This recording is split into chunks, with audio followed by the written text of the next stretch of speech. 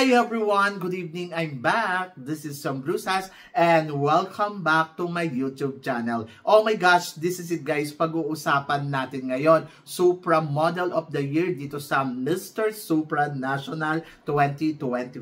Ano ang reaction natin dyan? Yan ang pag-uusapan natin ngayon. But before anything else, hello Philippines and hello beautiful people! Mabuhay! Kamusta kayong lahat? Sana lahat po kayo ay okay at safe ngayong araw na ito. At syempre sa lahat naman ng mga bago nating subscribers dyan, hello po sa inyo lahat. Maraming salamat guys sa pag-subscribe ninyo syempre dito sa channel ko. At syempre sa lahat naman ng makamamasam dyan na laging sumusuporta dito. Araw-araw, lagi-lagi, maraming salamat guys sa inyong lahat. Syempre usapang Mr. Supra National tayo ngayon. So kagabi nga nagkaroon nga sila ng Supra Top Model kung saan nakita natin yung mga kandidato na 40 candidates na nagkukumpit dito sa Mr. Supra National.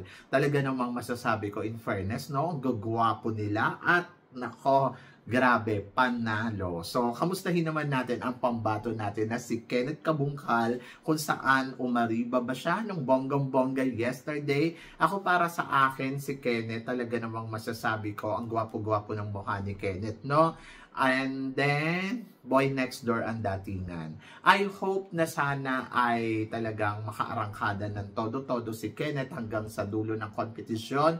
And then, kagabi naman sa nakita natin performance niya, job well done. Dahil maganda ang outfit ni Kenneth. Kasi dito sa Supra Top Model, parang ang feeling ko, titignan nila kung paano tumindig ang kandidato and then kung ano ang passion statement ng kandidato. And then, ayun, hindi sinuwerte si Kenneth na makapasok sa top 10. Pero masasabi ko naman ay panalo naman ang outfitan ni Kenneth. Siguro ang tingin ko kung bakit hindi nakapasok si Kenneth dito sa top 10 ng Mr. Supra Top Model dahil siguro yung lakad niya. Oo. Hindi kasi pang model yung lakad ni Kenneth eh. Si Kenneth kasi kung titignan mo ang brusko-brusko ng dating.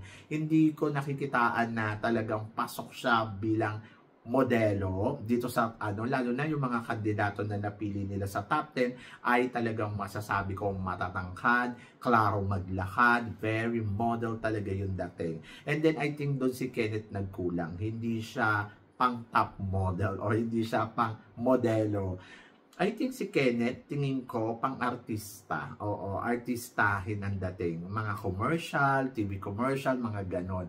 Pero pagdating sa pagdating sa modeling, walking, I think hindi. Kasi may problema kay Kenneth kung paano maglakad eh. Sa lungsod siya maglakad eh. And I'm a little bit afraid dito dahil sa nakikita kong performance niya, I think hindi niya napag-aralan yung tamang lakad talaga kung paano ka maglalakad as a Mr. Supra National. Ayun, doon ako medyo nangamba. But tignan natin mamaya sa preliminary competition kung aarangkada nga ba ang Kenneth. So doon lang, I'm a little bit na-worry ako kasi syempre nakita mo kasi yung galawan ng mga kandidato eh. And then yung galawan na pang supranational, nakita din natin dito sa mga napili nila sa top 10. Una, high. Pangalawa, yung tindig talaga. And then, pangatlo, kung paano mag-project yung mga kandidato at saka kung paano sila talaga gumalaw at ang tatangkad, in fairness, di ba? Pero syempre, model na ang kinukuha. Kaya, ayun, sila ang mga napili. But tingnan natin sa prelim kung ano nga ba ang ipapamalas ng ating pambato na si Kenneth. Pero syempre matutulungan natin si Kenneth sa botohan. So I hope na sana lahat tayo ay makaboto ng bonggang-bongga kay Kenneth Kabungkal. And then napakadali lang ng gagawin. So mag-type lang po kayo or mag-download kayo sa inyong phone ng Supra National Apps and then ayun. So pag na-download nyo na yan ng bonggang-bongga, ayun, pumunta kayo doon sa Supra Chatbot and then boto tayo kay Kenneth. Ayun! So, laban lang, Kenneth. Kaya mo yan. And then, ayun! So, syempre, kanina nga nakita na natin kung sino yung mga umarangkada ng bonggang-bongga sa kompetisyon. So, magkaiba yung sa girls kasi sa girls, by continent sila.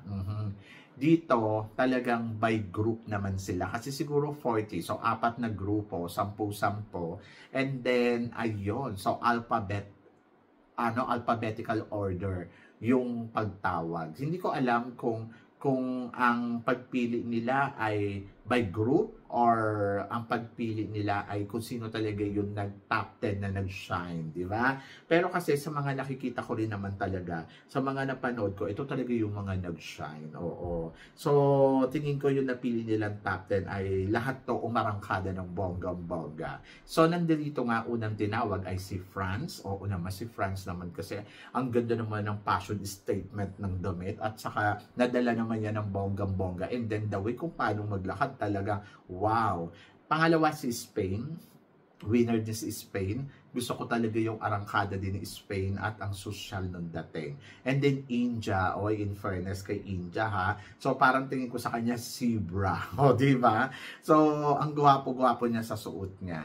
Curaçao, in fairness kay Curaçao. Nako, grabe. Yung babaeng Curaçao pumasok din sa semifinals ng top 10 and then siya din pumasok din si Curaçao. Indonesia, habang titingnan ko si Indonesia, ang lakas ng appeal. My gosh, talagang lalaking lalaki. Sabi ko, ay winner dito si si Indonesia ha, in fairness sa kanya. And then Czech Republic. My gosh, si Czech Republic.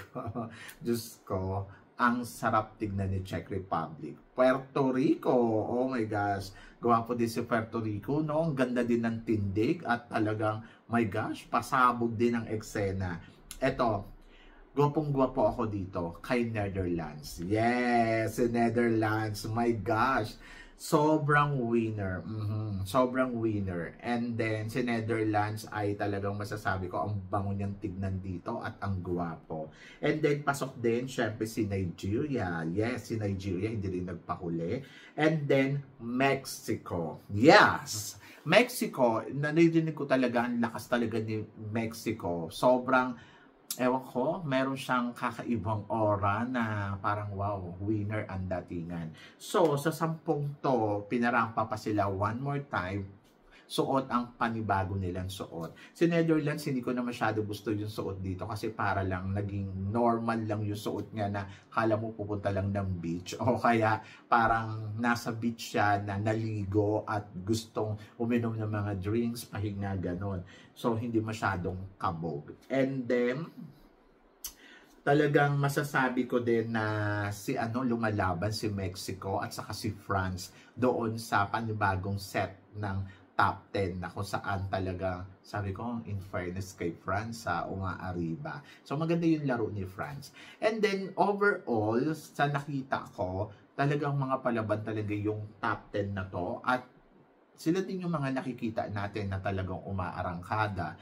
So, ang tingin ko dito si Kenneth kailangan mag-ingat dahil yung mga top 10 na to sobrang lakas. And then, nakaka-worry, di ba? Kasi si Indonesia kasi malakas din talaga si Indonesia lumalaban tapos nandiyan si India kaya medyo na-worry ako kay Kenneth. And I hope na sana mamaya mag-penetrate siya sa prelim, di ba? So dito sa top 10 medyo iba yung tawag, no? Isa-isa sila tinatawag, nasa backstage sila, then papalabasin na lang sila. And then binigyan sila talaga ng chance na maglakad talaga isa-isa yung top 10 at doon na ipakita nila yung kagwapuhan nila, yung galing nila. Pero impressive sa akin dito sa top 10 si France at saka si Mexico. And Curaçao, di ba? Talagang panalo din. So, namili sila sa top 10 ng 3 at ang pumasok na ay si France. Diyos ko, wala naman duda. Kasi si France parang pili ko nga, pwede siya yung maging top model of the year. Pero, mag-ingat siya kay Mexico at saka kay Curaçao. Kasi si Mexico talaga medyo iba din yung datingan. So, tingnan natin sa, kailan ba announce to? Sa coronation, di ba? So, yon. And good luck sa mga kandidato na lumalaban at parang piling ko naman lahat naman sila ay palaban. And mamaya nga magaganap na ang prelim. So, tignan natin kung sino nga ba ang aariba ng bonggang-bongga sa kanila. And good luck, di ba? So, dito sa overall, sa top 10 na to, ang nagustuhan ko talagang look sa totoo lang, si Mexico, si Netherlands, si France, Curaçao, Nigeria, palaban din, no? Ayun. So, Indonesia, baka, Diyos ko, nakakaloka. But, tignan natin. So, for now, ang top 3 ay France, Curacao, and Mexico. And tignan natin kung sino nga ba ang magiging top model of the year. So, parang feeling ko si France. Or kung hindi si France ay Mexico, malakas yung laban ni Mexico para sa title. But tignan natin. So yun, so good luck. Good luck sa Mr. Supranational, and then good luck din kay Kenneth. Sana masuportahan natin si Kenneth sa voting system, no? Kaya guys, boto tayo para kay Kenneth at saka kay Tara na rin.